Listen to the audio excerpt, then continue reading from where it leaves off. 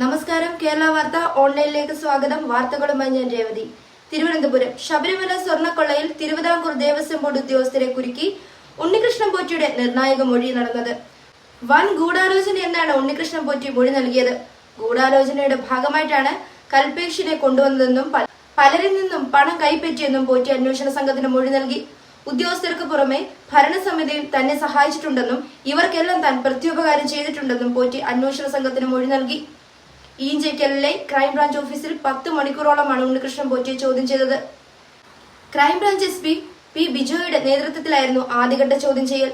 തുടർന്ന് SP ശശിധരനും രാത്രി 12:30യോടെ ഉണ്ണികൃഷ്ണൻ പോറ്റിയെ ചോദ്യം ചെയ്യുന്ന നടപടിയുടെ ഭാഗമായി എത്തി. രാവിലെ തന്നെ പോറ്റിയെ പത്തനംതിട്ടയിൽ എത്തിച്ച് ഉച്ചയോടെ റാന്നി കോടതിയിൽ ഹാജരാക്കും. ദ്വാരപാലക ശില്പപാളികളിലെ സ്വർണ്ണക്കൊള്ള, കട്ടിളപ്പടയിലെ സ്വർണ്ണപ്പാളി, ചെമ്പാക്കി അട്ടിമറി എന്നിങ്ങനെ 2 കേസുകളിലും പ്രതിയാണ് ഉണ്ണികൃഷ്ണൻ പോറ്റി. ശബരിമലയുടെ മറവിൽ പോറ്റി ലക്ഷങ്ങൾ കൈക്കലാക്കിയെന്ന് വിജിലൻസ് റിപ്പോർട്ട്. സ്പോൺസർ എന്ന് അവകാശപ്പെട്ടിരുന്ന ഉണ്ണികൃഷ്ണൻ പോറ്റി സ്വർണം പൂശലിൽ ആകെ ചെലവാക്കിയത് 3 ഗ്രാം മാത്രമാണ്. 56 പവനോളം അടിച്ചെടുത്തു. ഇപ്പോഴത്തെ വിപണി വിലയിൽ ഇതിന് 50 ലക്ഷത്തോളം രൂപയുടെ ലാഭമുണ്ട്. കേരള വാർത്ത ഫേസ്ബുക്ക്, ഇൻസ്റ്റ, യൂട്യൂബ് എന്നിവ ഫോളോ ചെയ്ത് നിങ്ങളുടെ വിലയേറിയ അഭിപ്രായങ്ങളും നിർദ്ദേശങ്ങളും കമന്റ് ചെയ്യുക.